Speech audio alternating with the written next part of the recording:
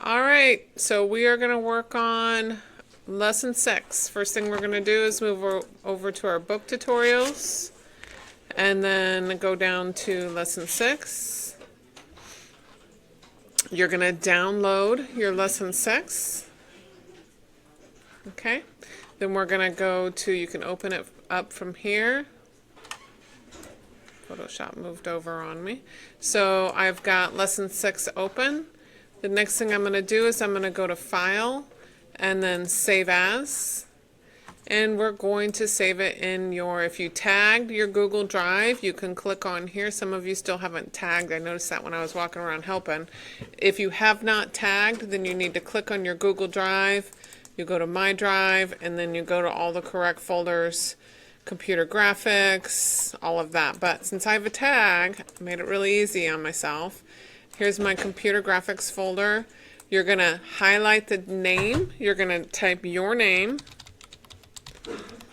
and then 06 for the lesson. Then we're going to hit save. Hit OK. And we're ready to move on.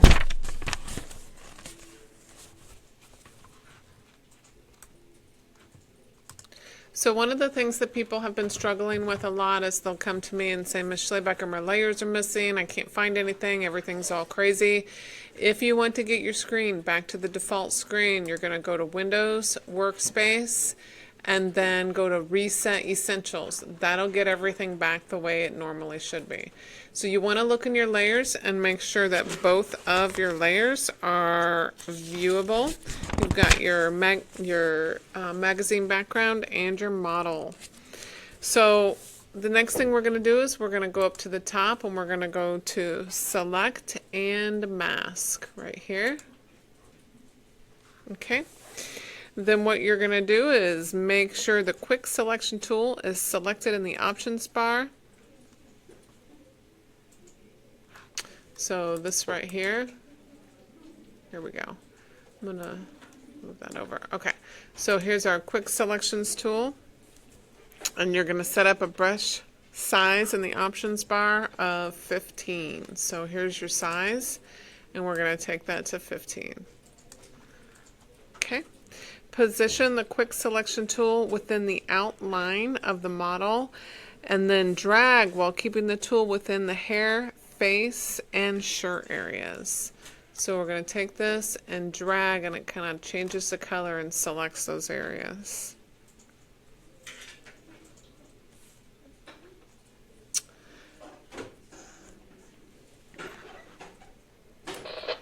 Okay, so then the next step we're going to do is click the View menu in the View Mode selection and choose Overlay. So this is the View mode, this is the View menu.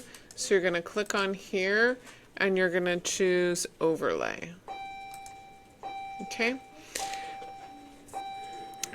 The masked area is now shown as a semi-transparent red color instead of the onion skin over the checkerboard. And you can see that I still have area right here that I need to select. So I'm just going to click on it and drag so I can get that area selected.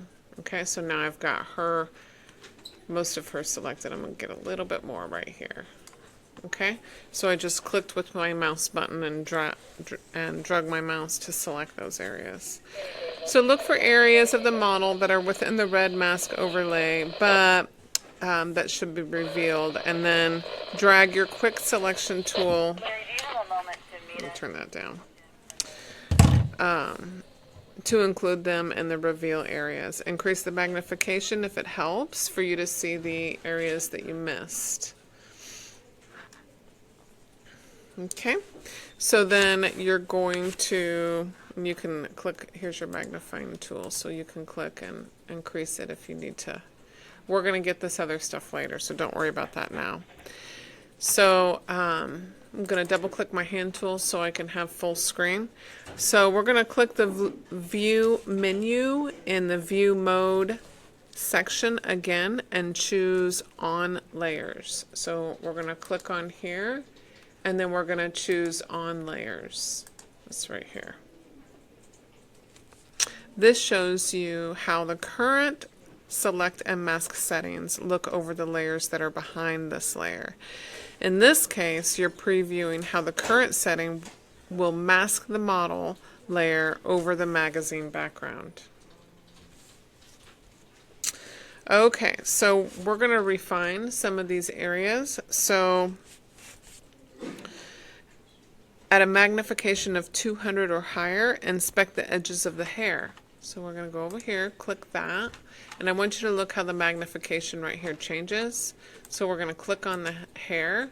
So we're at 200 right now. You can see that right here. And you can use your hand tool to move this up or down so you can see the hair. So now we're going to select the Refine Edge Brush tool, which is this little tool right here. In the options bar, set a brush setting of 20 pixels. So click on that, and then the brush setting went away. Let's see here. Oh, right here. We're gonna highlight that, and we're gonna put 20. Hit enter. And then the hardness should be 100%. I wonder if that has hardness. Okay, so I clicked that little arrow. That's the size, and the hardness right here should be 100%. Okay, so choose overlay from the view menu. So right here, you're going to choose overlay. Back to here. So that the missing hair is visible. Then I'm actually gonna go back and move this down so we can see this a little better. And then grab that Refine Edge. My settings should be the same. And then you're gonna drag the Refine Edge brush tool between the hair bun and the edges of the hair where the selection needs to be improved. So this right here. It kind of picks up the extra pixels. I'm going to use my, if you use your space bar, you can move things up and it goes back and forth between the space bar, the hand tool. Look at that. I'm going to move up here. I'm grabbing my hand tool with my space bar and then selecting some of this other stuff. Get some of those edges of the hair. Okay?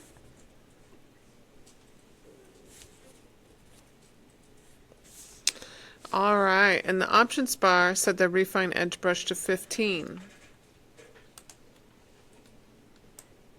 And the hardness needs to stay at 100.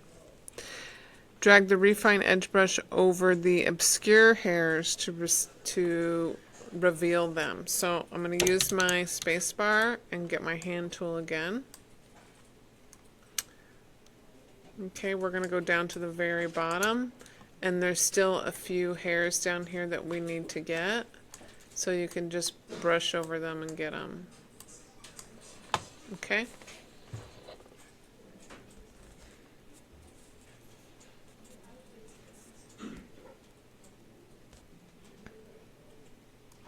Alright, the next thing we're going to do is we're going to drag over the white space.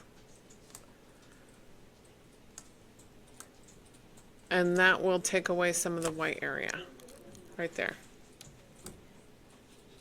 Okay, I feel like this looks pretty good. I'm just inspecting it. I'm going to do the same thing right here to get rid of that extra white space. Okay, moving on. So next thing we're going to do is we're going to click the view options and choose black and white. So come over here to your view options, and then we're going to choose black and white.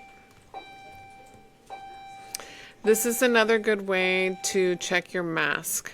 Inspect the mask at different magnifications, and when you're done, choose View Fit on Screen.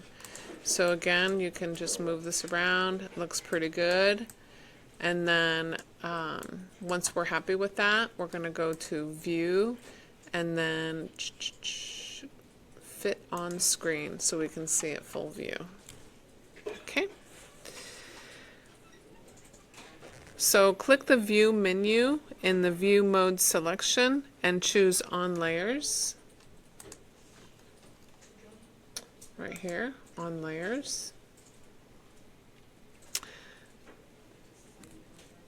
This lets you preview the adjustments over the magazine background layer, which is behind the model layer. So we can see our adjustments. It looks pretty good. Before, we didn't have these little details in there. In the Global Refinement selection, move the slider to create a smooth, unfeathered edge.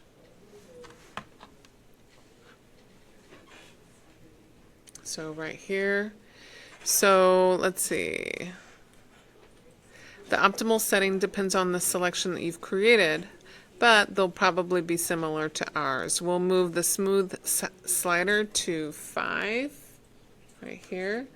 We're going to move this to 5 and watch your model to see how it changes.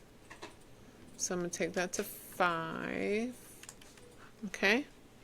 And then the contrast to 20 right here. I'm just going to highlight it and put 20. To make the transition among the selection and border more abrupt, we're going to do the shift edge to -15 right here. We're going to do -15. To move the selection border inward and help remove the unwanted background colors from the selection edges. Alright, so take one more look at your preview of the current mask over the magazine background and make any adjustments if you need to. You can change those a little bit.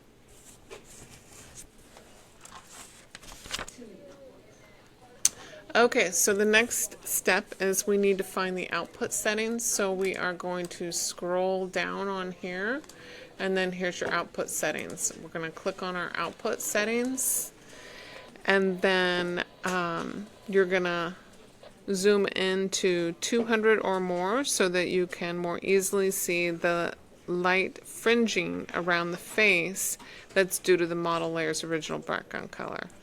So we're going to zoom into this area right here around her face. So zoom into her mouth, and you can see how that has like a little halo around it. So we're going to try and get rid of that. So right here in the output settings, we're going to click on the decontaminant color, and you can see how that changes it right here. Okay, so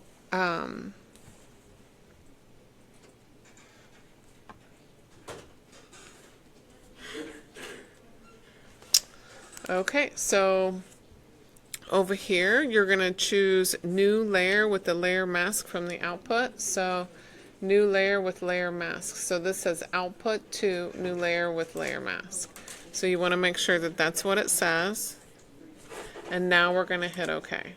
And you've got a new layer with a layer mask right here.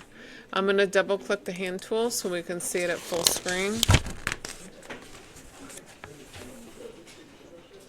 And then we're going to save our work.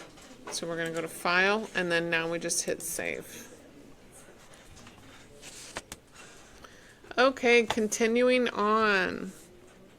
So make sure that this is our one layer that's visible on here. You're going to hide the magazine background layer so we can concentrate on the model. So hide that magazine layer, just like that. It should have disappeared. And then click Edit in the Quick Mask Mode button in the Tool panel. So this is your Tool panel here, and this is your little edit button so we can make another mask. So you're going to click on it, and you're going to notice that this is red and this quick mask is kind of darkened in a little bit. Okay, so now in the tool panel we're going to select our regular brush. So select your brush. In the options bar, make sure that the mode is normal. Open the brush pop-up panel and select a small brush. So click on that. And then you want it to be about 13 pixels. So we're going to type 13. And a hardness of 100%. So hardness 100. I'll take away the fuzzy edges. and then click outside the panel to close it. Okay. Paint the earpiece of the glasses frame. The area that you paint will appear red when you paint it. So I'm going to actually blow up on this to make it a little easier. And then go back and grab that paintbrush. Settings will be the same. And then you're just going to go through and paint this earpiece. You really want to try and make sure you have good craftsmanship here.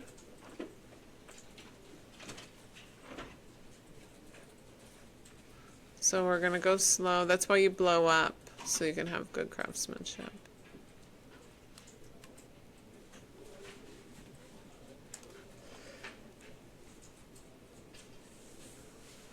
Okay.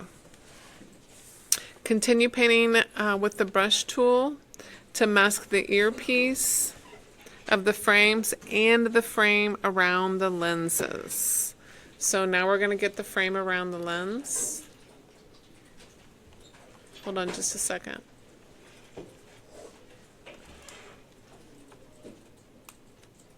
If it's not working, you want to make sure that your foreground is black. Make sure your foreground on your, so if it's not working while you're painting, make sure your foreground right here, you got a foreground and you got a background. Your foreground should be black. Okay, so I want a smaller brush. I'm going to use my bracket tools to make this smaller.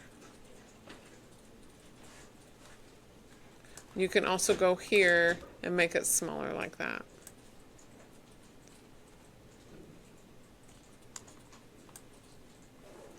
Okay.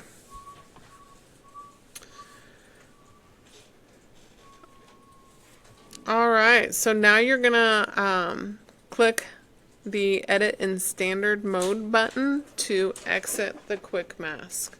So I'm gonna go back. If I hover and not click on it, it'll say Edit Quick Mask Mode. So I'm gonna click on that.